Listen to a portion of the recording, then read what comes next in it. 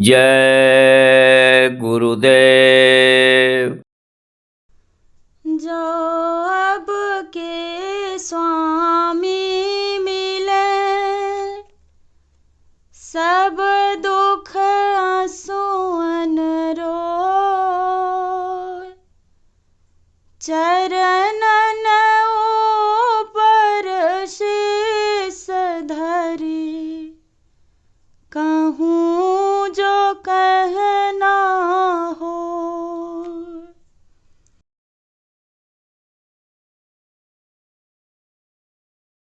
कोई नहीं यहाँ तेरा, यहाँ तो तेरा रहन बसेरा।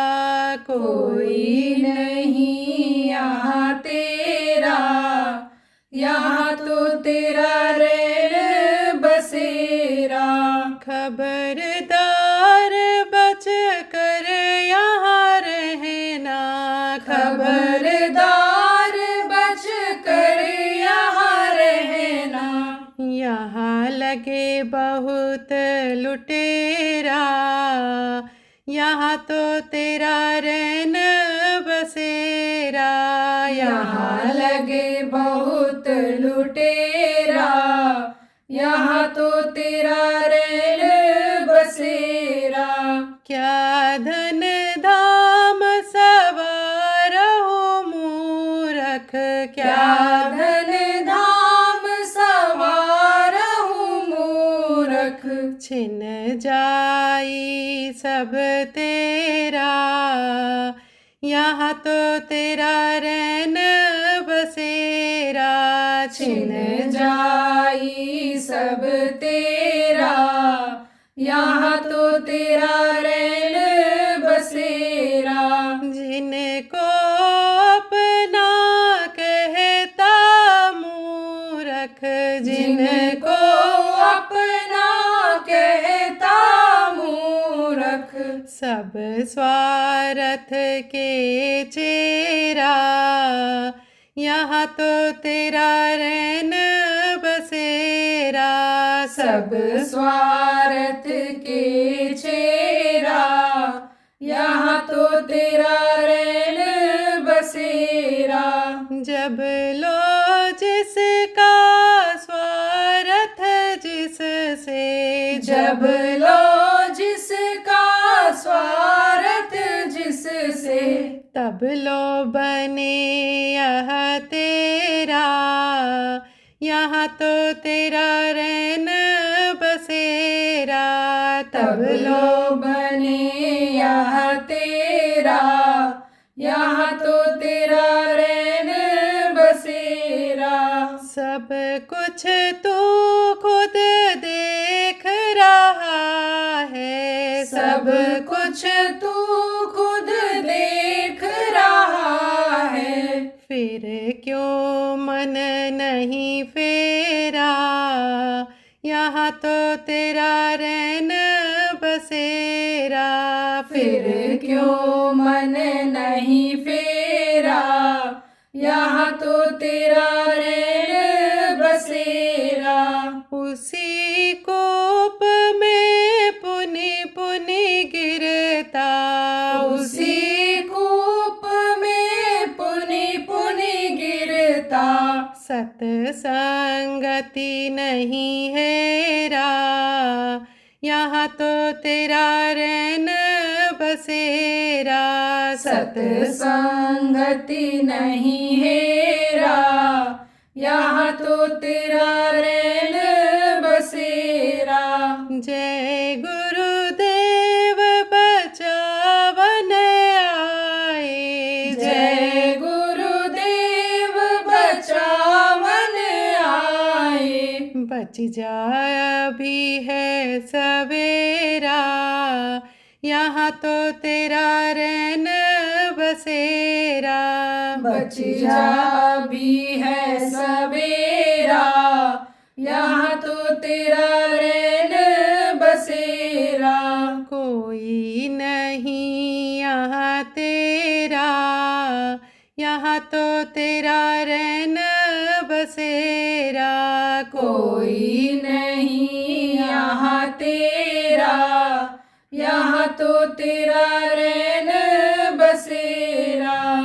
जय गुरुदेव। जय गुरुदेव।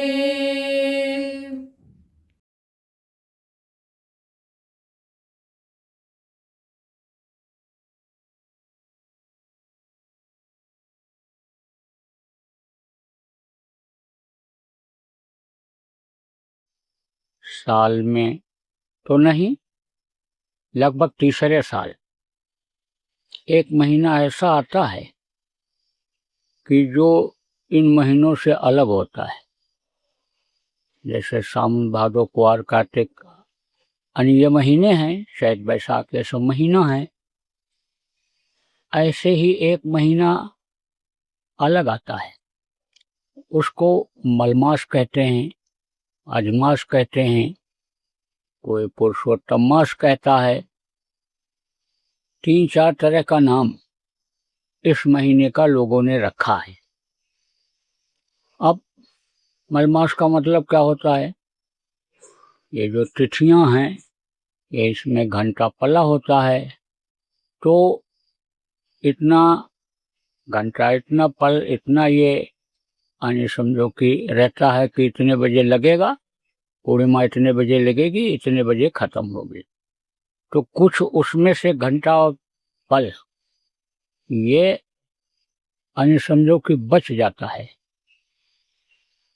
तो वो इकट्ठा हो जाता है। तो जब वो इकट्ठा हो जाता है तो ये जो इस समय का महीना चल रहा है, उसी तरह से यह समय आ जाता है।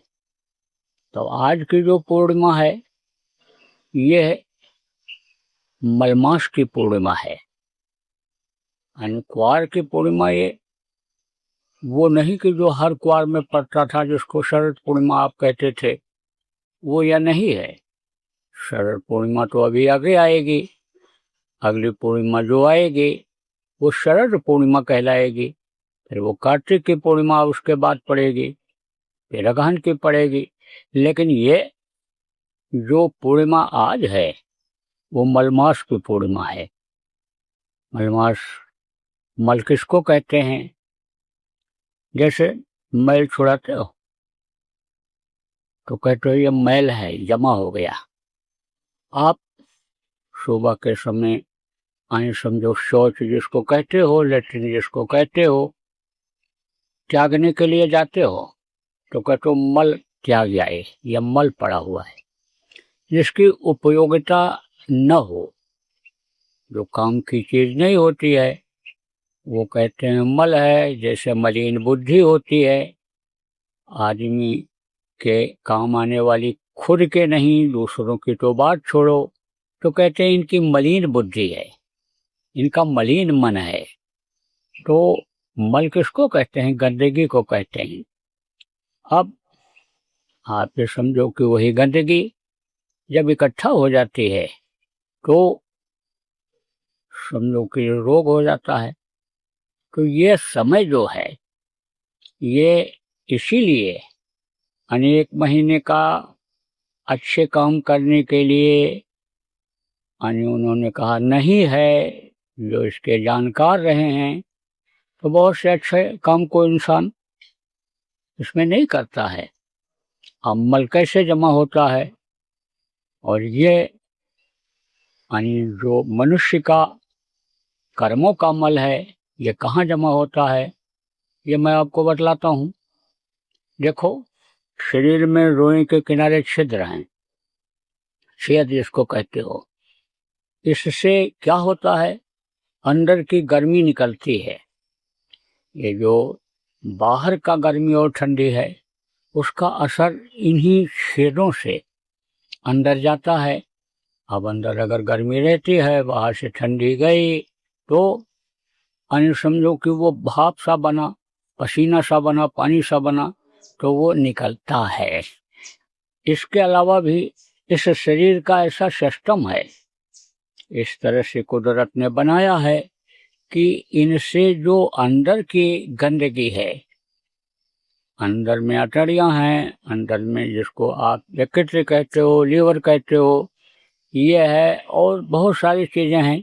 तो उनकी सारी गंदगी जो होती है वो इससे निकलती है, जिसको टॉक्सिन कहते हैं। तो वही जब इकट्ठा हो जाता है, छेद बंद हो जाते हैं, तो दाद खाज हो जाता है, अकौता हो जाता है, चर्म रोग हो जाता है, उससे तकलीफ होती है। तो अब आप ये समझो कि कर्मों का विधान बनाया किसने? जिसके देश में आप रहते हो। काल भगवान का देश ये कहा गया, जहाँ पर आप रहते हो, जिनका अन्न खाते हो, जिनका पानी पीते हो, जिनके आसमान के नीचे रहते हो, जिनके धरती पर चलते फिरते हो, जिस धरती का अन्न खाते हो, इसके मालिक कौन है? काल भगवान है। तो काल भगवान ने इन चीजों को तो दिया, शरीर को तो दिया, लेकिन आपको आजाद नहीं छोड़ा है। हाथ पैर से चलने के लिए तो आप आजाद हो, आंख से देखने के लिए आजाद हो, कान से सुनने के लिए आप आजाद हो, मुंह से बोलने के लिए आप आजाद हो। अच्छा सुनो, अच्छा देखो, बुरा सुनो, बुरा बोलो, इसके आप अधिकारी हो। अच्छे काम के लिए जाओ, बुरे काम के लिए जाओ, कहीं भी जाओ, आपको आजादी है। लेकिन ये जो कर्मों का विधान बना दिया, उसकी वजह से आपकी ये आजादी सीमित हो गई, आपकी आजादी कहीं खत्म हो जाती है। कर्मों का फल आपको भोगना पड़ता है। इसीलिए लोग संतों के पास जाते थे, अमावस्या पूर्णिमा के दिन जाते थे, तीज त्योहार को जाते थे, और उनसे समझते थे कि हमारे बोलने में, हमारे देखने में, हमारे गलत सुनने में, गलत जगह जाने में, हाथ से गलत करने में अगर कुछ कर्म बन गए हों कि जिससे हमको तकलीफ होनी हो, तो उसके निकलने का उपाय क्या है? गलती बन ही गई तो उसके माफ होने का क्या उपाय है? इसीलिए पहले लोग जाया करते थे। तो अब आप ये समझो कि जैसे शरीर की गंदगी होती है, ऐसे आदमी गंदे कर्म करता है।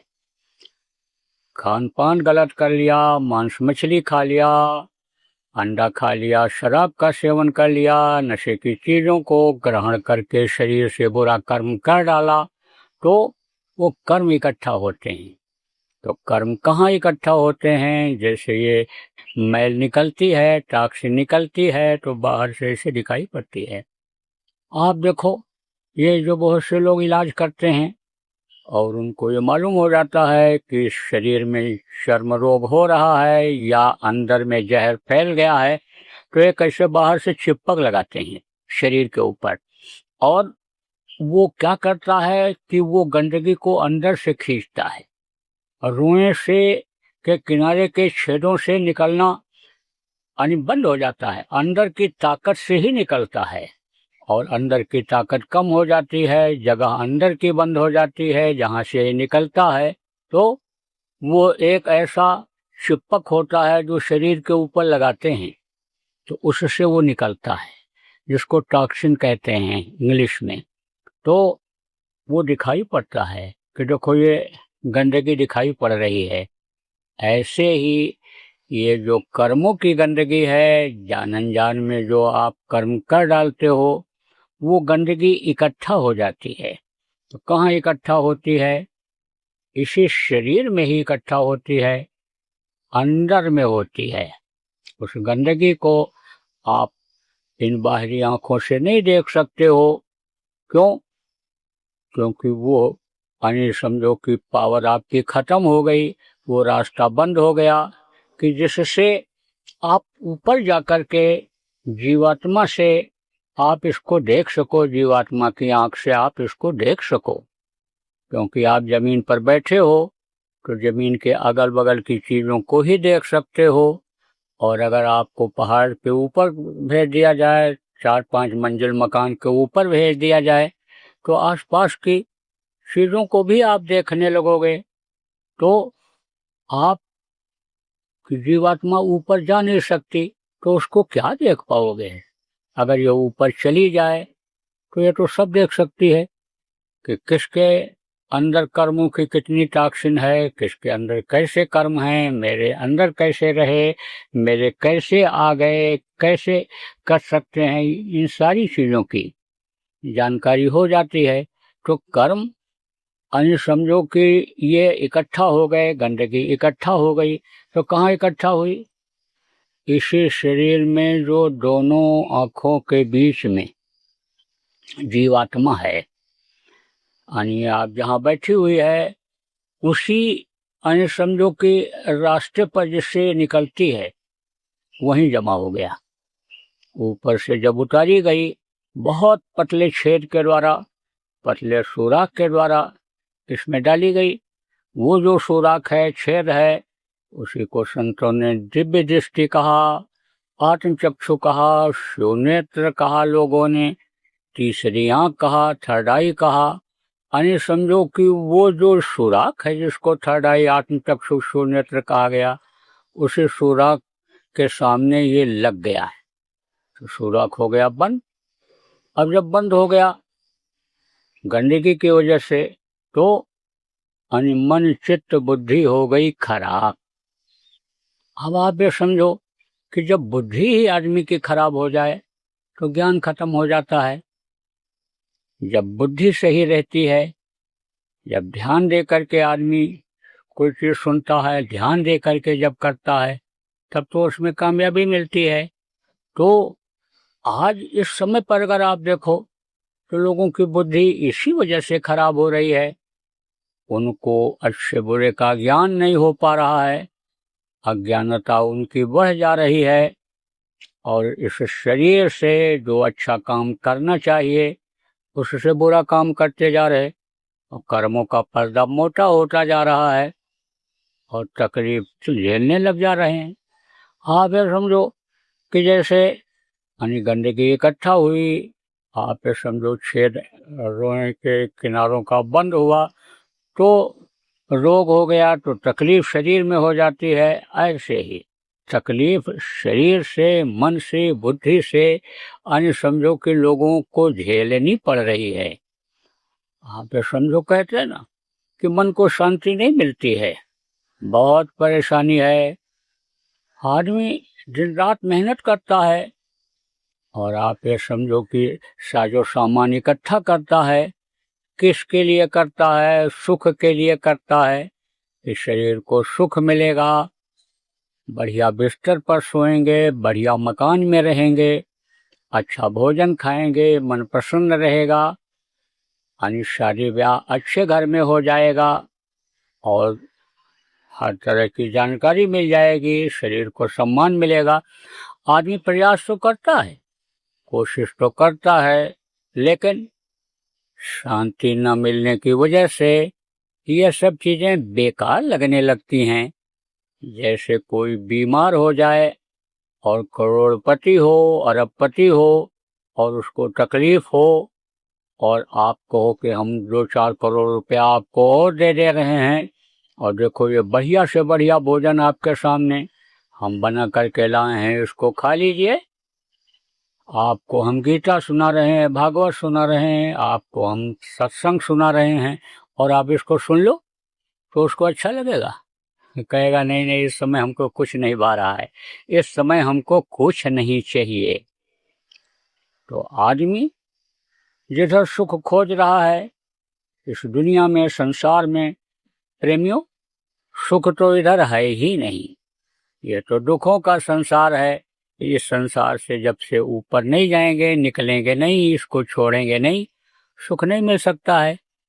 तो अब जिनको इस बात की जानकारी नहीं है कि सुख और दुख दोनों इस दुनिया में ही है, दोनों इस शरीर से झेला जाता है, झेला जा सकता है, तो दुख की जानकारी तो उनको होती है, क्योंकि दुख ही दुख यानी आता है उनके जीवन में। लेकिन सुख कहाँ मिलता है? सिवाय साधकों के, संतों के, जीवों के, और लोगों को ये नहीं मालूम है कि इस शरीर से आत्मिक सुख भी प्राप्त किया जा सकता है, शारीरिक सुख भी प्राप्त किया जा सकता है, मानसिक सुख भी प्राप्त किया जा सकता है। इस चीज की उनको जानकारी नहीं है, लेकिन आपको ये बता रहा हूं कि आपको दोनों चीजें मिल सकती हैं। आपको इस दुनिया की सारी चीजें मिल सकती हैं और भगवान परमात्मा जिनको कहते हैं उनका भी दर्शन हो सकता है, देवी देवताओं का भी दर्शन हो सकता है। इसी मनुष्य शरीर में वो जो ध्वनि, जिसको आकाशवाणी कहते हो, अनादवाणी कहते हो, वो भी आपको सुनाई पड़ सकता है। और जिन लोगों को आपको रास्ता मिल गया, जो लोग नामदान पा चुके हो, आप असली सुख की खोज करो, अपने असली पिता, अपने असली मालिक को समझो। आप ये समझो, जिनको मालिक समझते हो, जिनको ये देवियां पति समझती हैं, आप जिनको पिता समझते हो, जितने भी देवी और पुरुष बैठे हुए हो, सब आप जिनको पिता समझते हो, मानते हो, आप ये समझो कि यही कभी पिछले जन्म में आपके बेटा थे। जिनको माँ समझते, वही कभी पिछले जन्म में पत्नी थी। इस चीज की जानकारी आपको नहीं हो पा रही है, लेकिन पिछले जन्म में भी पिता यही थे जो इस समय हैं। कौन? जिनको सतपुरुष कहा, कोई सचखंड का मालिक कहा, और कोई परम पिता परमात्मा कहा, कोई प्रभु कहा, कोई वाहे गुरु कहा, कोई राधा स्वामी कहा। तो सबके पिता, सबके सृजनहार पहले भी यही रहे, किसी भी जन्म में आप थे तो यही थे, और अब भी आपके यही हैं। अब भी हैं वो तो कभी खत्म हो ही नहीं सकते, वो तो कभी नष्ट, उनका लोक हो ही नहीं सकता है। वही तो सब कुछ हैं, और बाकी ये सब चलायमान है, बाकी ये सब नश्वर हैं। नश्वर किसको कहते हैं? कि जो स्थिर न हो, ये समझो हमेशा न रहे, तो बाकी ये सब नश्वर हैं।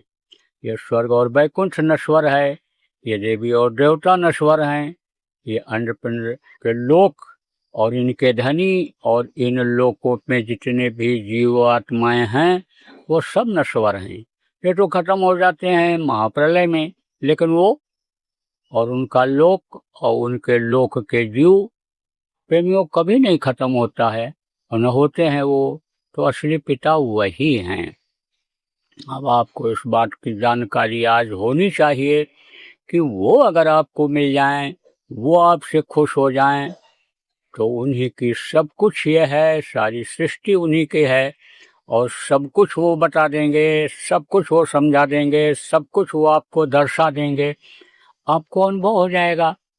तो जैसे आदमी आग के करीब जाता है और गर्मी का पता चल जाता है, शरीर गर्म हो जाता है, तो उसको फिर कोई बतावे न बतावे, कोई जरूरी नहीं है कि बतावे, उसको खुद अनुभव हो जाता है कि आग में गर्मी है।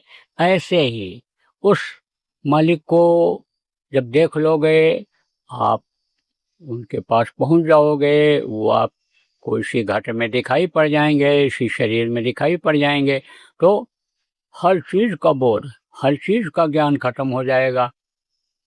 दुख के संसार में भी आप जब तक वो दया करेंगे, जितना मेहनत आप सच्चे दिल से मेहनत से करोगे, और उस समय पर आप पूरे सुख का अनुभव करने लग जाओगे।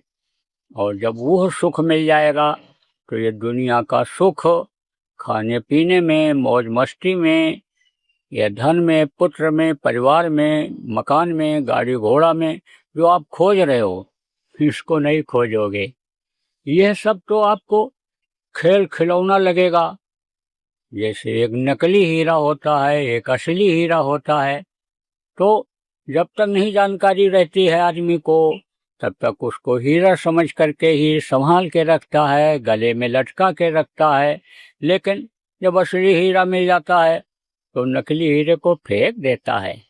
बहुत से कांच के टुकड़े ऐसे होते हैं कि जो हीरा जैसे शक्ल के बना दिए जाते हैं, उसी का माला, उसी का आभूषण बना करके यानी पहन लेते हैं, लेकिन जब असली हीरा मिल जाता है तो उसकी कीमत लोग खत्म कर देते हैं। तो प्रेमियों, यही काम तो आप पहले भी जब जब इस दुनिया संसार में जन्म लिए और किसी भी योनि में लिए, तो यही काम जो आप इस वक्त करने में लगे हुए हो, मशगूल हो, यही काम तो पहले भी करते रहे। और बार बार आपको जन्मने मरने की पीड़ा बर्दाश्त करनी पड़ी, क्योंकि जन्मते वक्त भी तकलीफ होती है, मरते वक्त भी तकलीफ होती है। तो वही काम क्यों करो? अरे आप तो इससे निकल चलो, जन्मने मरने की पीड़ा से निकल चलो। और वो रास्ता आपको बहुत से लोगों को बता दिया, गुरु महाराज ने बताया। गुरु महाराज के जाने के बाद आपको तो भी मिला दिया गया, तो उस रास्ते पर आप चलो। आपको नए लोग आए हो, आपको समझने की जरूरत है। यह मनुष्य शरीर इसी काम के लिए दिया है, उस मालिक ने, परमात्मा ने इसी काम के लिए दिया है। लेकिन इस भूल और भरम के देश में, काल और माया के देश में, इस चीज को आप भूल गए। आप अपने असली काम से अलग हो गए, आप अपने असली निशाने से अलग हो गए और नकीला चीज खरीदने में लग गए कि जिसकी कोई कीमत नहीं है। मकान की क्या कीमत है? धन की क्या कीमत है? कुछ नहीं। धन आज है, कल नहीं रहेगा। मकान है तो एक दिन जर्जर होगा, एक दिन ये गिरेगा। जैसे ये शरीर यानी समझ लो कि मकान की तरह से बनाया गया। इसको मानव मंदिर कहा संतों ने, इसको किराए का मकान कहा गुरु महाराज जैसे संतों ने। तो है तो इसी तरह से ये भाड़े का है, भाड़े के मकान को कोई अपना कहे, यही भरम और भूल होता है। तो जैसे बच्चा पैदा होता है तो बहुत खुशी मनाई जाती है और देखने में भी बहुत सुंदर लगता है। यहाँ तक कि आदमी की बात छोड़ो, आप जानवरों के बच्चे भी जो होते हैं बहुत अच्छे लगते हैं, बहुत सुंदर लगते हैं। तो आदमी खुशी मनाता है कि हमारे घर में बच्चा हो। और जब वो बढ़ने लगता है, जवानी आने लगती है, तब वो अनसुंदरता नहीं रह जाती है। और आप तो समझ लो, अच्छा कपड़ा पहन ले, दिन में 4 बार दाढ़ी बनावे, क्रीम पाउडर भी लगा ले, लेकिन जो चमक और जो तेज की स्किन में यानी चमड़े में ये यानी समझो चमक और चिकनापन रहता है, वो जवानी में नहीं रहता। और बुढ़ापा अगर आ जाए तो बुढ़ापे में तो कितना भी नकली दांत लगावे आदमी, लेकिन तो भी कहीं न कहीं दांत यानी ऊपर नीचे हो जाने पर आवाज लड़खड़ा ही जाती है। आप ये समझो कितना भी प्लास्टिक सर्जरी करा ले चेहरे पर, लेकिन हाथ को, पैर को, शरीर के अंग को देखने पर पता चल जाता है कि ये शरीर बुढ़ा हो गया। और अब आप ये समझो ज्यादा दिन नहीं चलेगा। ऐसे ही जो मकान होता है, जब शुरू में बनाते हो बहुत खुश होते हो, कितना बढ़िया बन गया, देखते ही बनता है, लेकिन धीरे धीरे वो पुराना होने लगता है। कितना भी मरम्मत कराओ, कितना भी रंग रोगन कराओ, कितना भी चमक उसमें पैदा करो, लेकिन कहीं न कहीं कमी उसमें दिखाई ही पड़ जाती है। और एक समय ऐसा आ जाता है कि मकान ढहने की नौबत आ जाती है, और अगर खुद नहीं ढहता है तो आप ढहा देते हो, गिरा देते हो। इंजीनियर कहता है अब इसका समय पूरा हो गया, इसकी औकात खत्म हो गई, यह 100 साल 150 साल पुराना हो गया, अब ये ज्यादा दिन नहीं चल पाएगा। तो अच्छा तो यही है कि सेठ जी इसको अब आप गिरा दो, इस महल को राजा साहब अब आप गिरवा दो, यहाँ दूसरा बना दो। तो अब आप ये समझो कि इन चीजों पर क्या आपको गर्व करना कि हमारे पास कोठी है, बंगला है, हमारे पास एक नहीं कई फ्लैट हैं, कई यानी समझो कि महल हैं, इस पर आपको गर्व करने की क्या जरूरत है? और अगर करते हो तो यही सबसे बड़ा भ्रम और भूल है। ऐसे ही इस शरीर को कितना भी सजाओ संवारो और कितना भी यानी समझ लो कि इसको अच्छा खिला दो, पहना दो, कसरत करके इसको योग करके आप तंदुरुस्त बना दो, लेकिन इसकी कोई कीमत नहीं है। कीमत तो तब तक है जब तक इसके अंदर जीवात्मा बैठी हुई है। जहाँ ये जीवात्मा निकली तहाँ इसको लोग मिट्टी ही कहेंगे।